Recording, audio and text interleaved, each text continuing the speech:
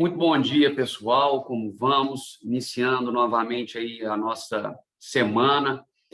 Hoje, a nossa missão é concluir aquele debate a respeito dos crimes de repugnância internacional e tratar, especialmente do crime de tráfico de pessoas, um dos crimes de repugnância internacional. Está lá no artigo 149-A do Decreto-Lei 2848 de 40, o nosso Código Penal. Perfeito? Então, nesse sentido, eu vou desenvolver a aula da seguinte forma.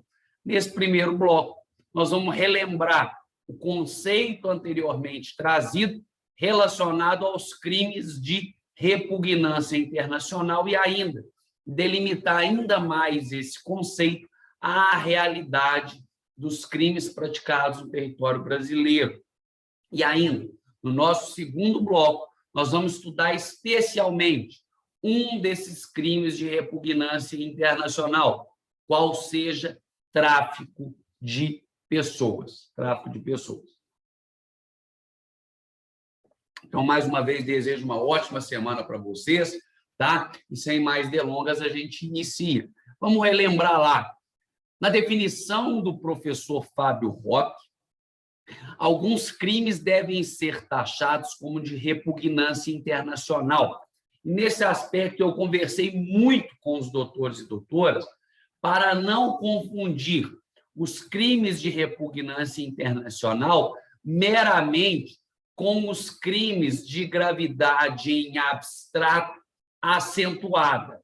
Repito, não se pode confundir os crimes de repugnância internacional com os crimes de gravidade em abstrato acentuada.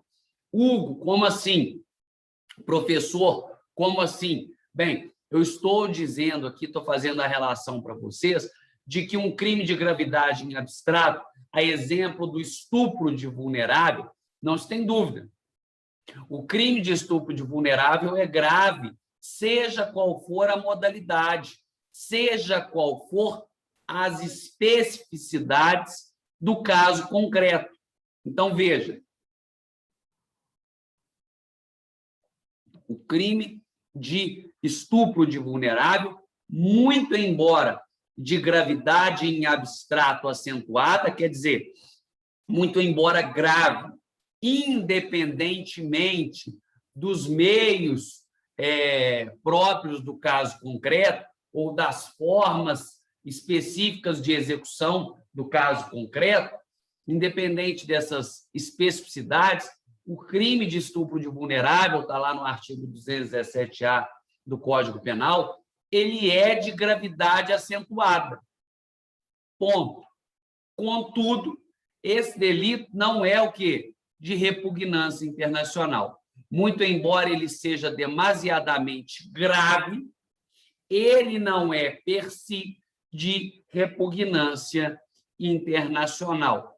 O que eu estou dizendo com isso? Bem, eu estou dizendo que os crimes de repugnância internacional são aqueles definidos ou são aqueles que possuem relação com organizações criminosas. Então, para a gente falar em lado matemático, os crimes de repugnância internacional possuem por denominador comum o vínculo, com organizações criminosas, ou o cometimento, ou a execução, em regra, nos seios das organizações criminosas. Nós tínhamos, antes de 2013,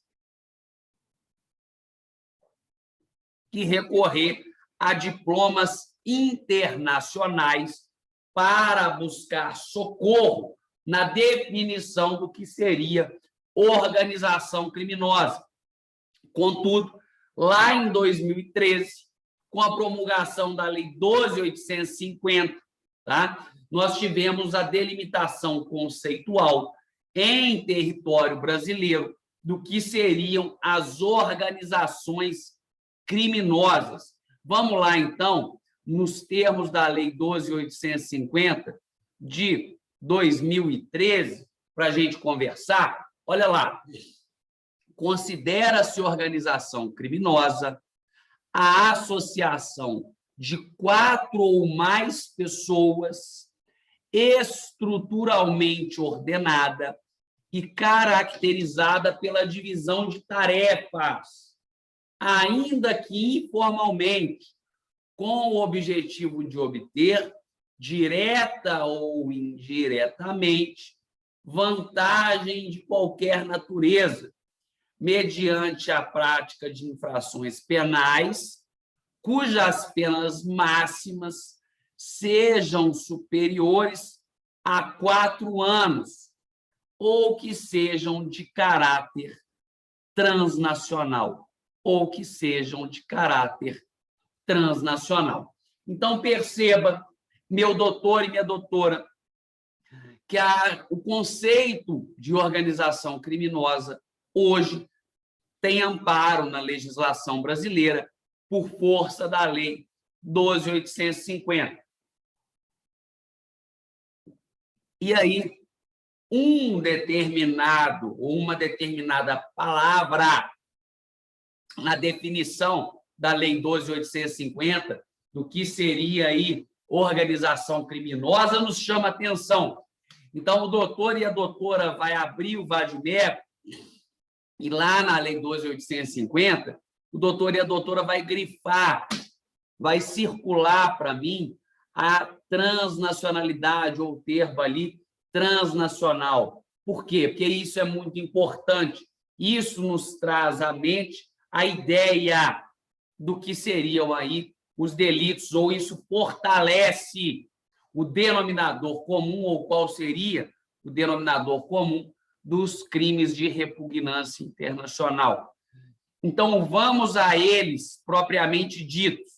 Os crimes de repugnância internacional se dizem, num primeiro, o tráfico de drogas. Eu acredito que não exista dúvida de que o tráfico de drogas ele é, na maioria das vezes, cometido no seio das organizações criminosas. E lembro que o nosso querido aluno Piolho, na última aula, me questionou, ao final da aula, nos seguintes termos: mas, professor, vamos imaginar que o traficante tenha carreira solo, quer dizer, que ele trabalhe sozinho. E aí, como seria? Ou não existe essa hipótese do traficante trabalhar sozinho, quer dizer, ele mesmo produzir a droga e ele mesmo vender? Claro, Piolho, existe essa possibilidade. Mas quando a gente está falando de delito de repugnância internacional, eu estou dizendo também não de um crime propriamente dito, ou não do caso concreto propriamente dito. Eu estou dizendo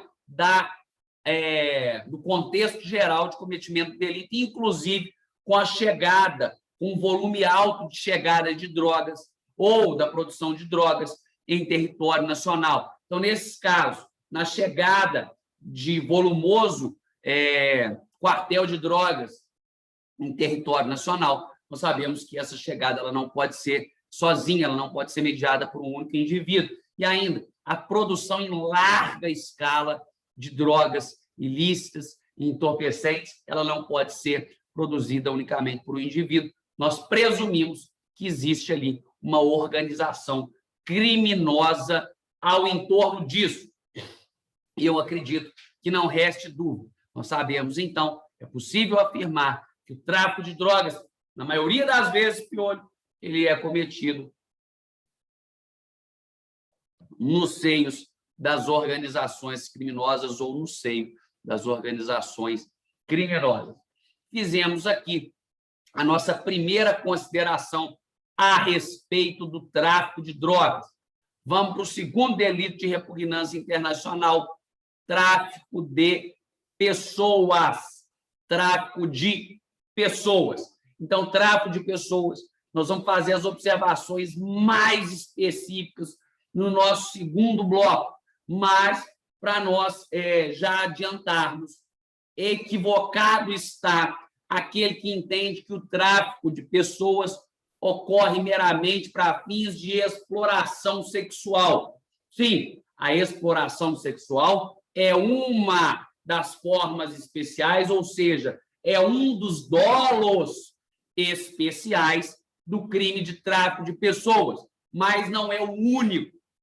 Nós vamos ver lá como vai figurar o concurso de crimes no caso em que o dolo especial é efetivamente atingido. Tranquilo até aí? Respiramos para nós fazermos agora as considerações a respeito do nosso próximo crime de repugnância internacional, que eu lhes digo, tratar-se-á da lavagem de capitais. Então, nós vimos lá o primeiro, tráfico de drogas, vimos o segundo, tráfico de pessoas, e agora o terceiro, lavagem de capitais. Hugo, mas lavagem de capitais, eu achava que esse crime nem era tão grave. O que ele é de repugnância internacional na definição do professor Fábio Roque? Bem, quando se fala em lavagem de capitais, nós temos que entender que a finalidade das organizações criminosas, quase sempre, no cometimento de crimes cuja pena máxima supere 4 anos, ou crimes de dolo transnacional, então vamos lá, nós temos que a finalidade das organizações criminosas, no cometimento reiterado de infrações penais, cuja pena máxima supere 4 anos, e ainda aquelas de dolo transnacional, em quase 100% dos casos, eu me arrisco a dizer 99,9% dos casos, nós temos que a finalidade é o quê, meu doutor? A finalidade é o quê, minha doutora? Vantagem monetária, vantagem ilícita, proveito econômico ilícito. E esse proveito econômico, ele não é pequeno. E esse proveito econômico, meu doutor, minha doutora, ele não é pequeno. Ao contrário, ele é volumoso, ele é muito grande.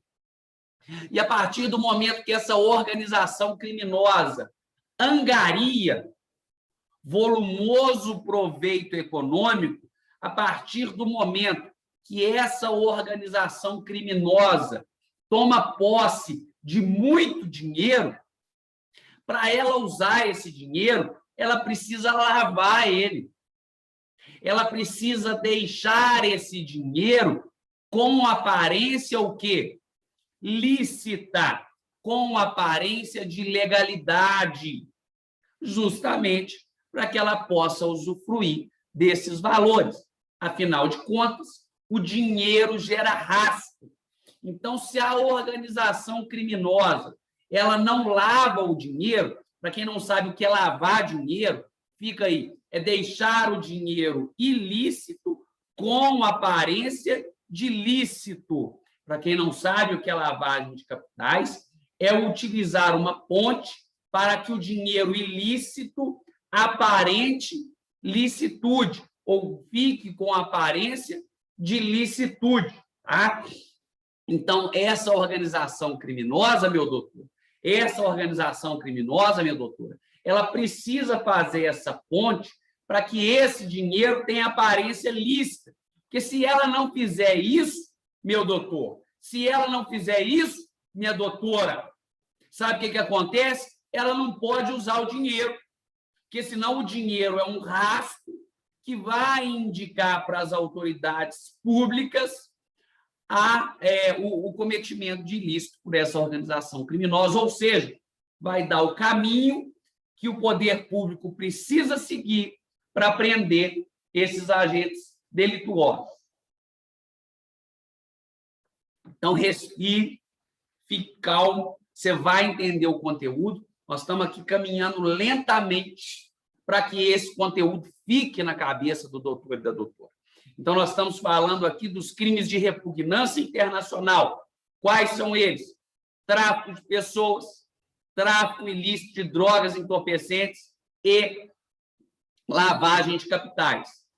Quanto à lavagem de capitais, está aí a explicação por que se tratar de um delito de repugnância internacional. Sabe por quê? Porque as organizações criminosas, elas são dependentes dos delitos de lavagem de capitais. Ela é dependente, perdão, do delito de lavagem de capitais. Então, me arrisco a dizer que a totalidade das organizações criminosas necessitam praticar a lavagem de capitais, ou necessita praticar a lavagem de capitais. Para quê? Para transformar o dinheiro com aparência, perdão, o dinheiro ilícito, trazer ele aparentemente, ou deixar ele com aparência de valores lícitos, justamente para que ela possa usufruir desses valores. E aí, qual a consequência, ou qual é a reverberação daqueles delitos intitulados pelo professor Fábio Roque como sendo de repugnância internacional? O que isso acarreta? Por exemplo, lá nos crimes hediondos, que são aqueles em que o legislador resolveu trazer um tratamento diferenciado em razão da gravidade em abstrato. Lembre-se, crime hediondo são aqueles em que o legislador resolveu trazer um tratamento diferenciado em razão da sua o quê? Gravidade em abstrato. Nós temos, por consequência, por exemplo, o regime inicialmente fechado. Tá certo? Nós temos, por consequência da intitulação dos crimes hediondos, por exemplo, o regime inicialmente fechado. Quer dizer, é uma previsão que o legislador trouxe em razão da gravidade em abstrato do crime de quê? Dos crimes hediondos. Então, um crime que tem uma gravidade em abstrato muito acentuada, o legislador resolveu dar a ele um tratamento diferente, um tratamento diferenciado. No nosso caso, lá, nos crimes que nós estamos estudando de repugnância internacional, tráfico de drogas, tráfico de pessoas, lavagem de capitais, esses 3 delitos, qual seria a reverberação? Qual seria a consequência, meu doutor?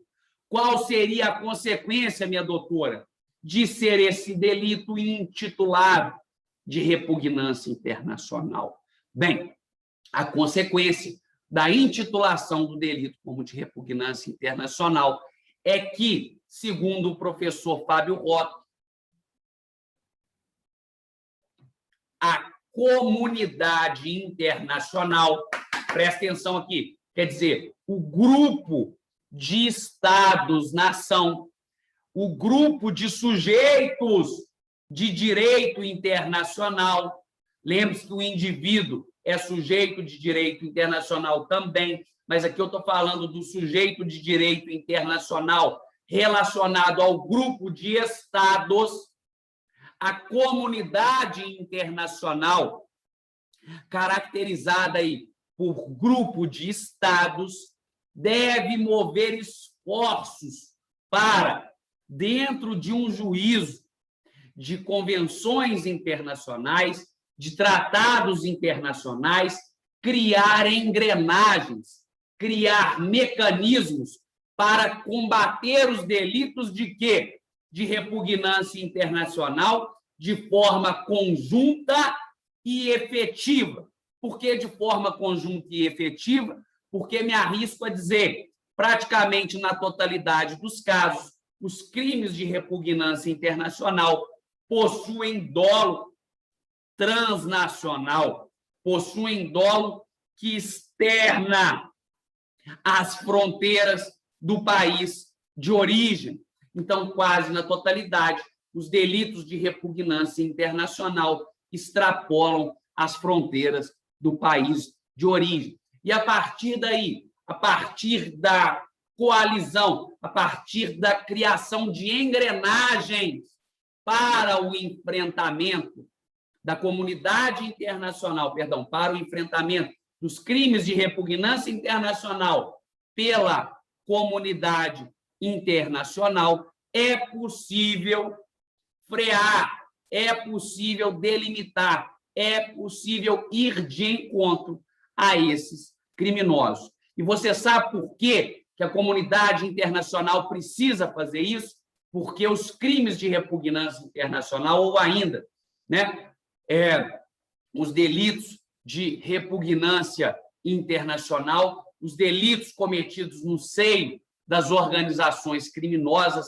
eles são de muito difícil combate quando apenas um Estado-nação choca contra ele, ou quando apenas um Estado-nação busca combatê-lo, porque ele tem uma estrutura, e essa estrutura dificulta sobremaneira o combate por apenas um Estado-nação.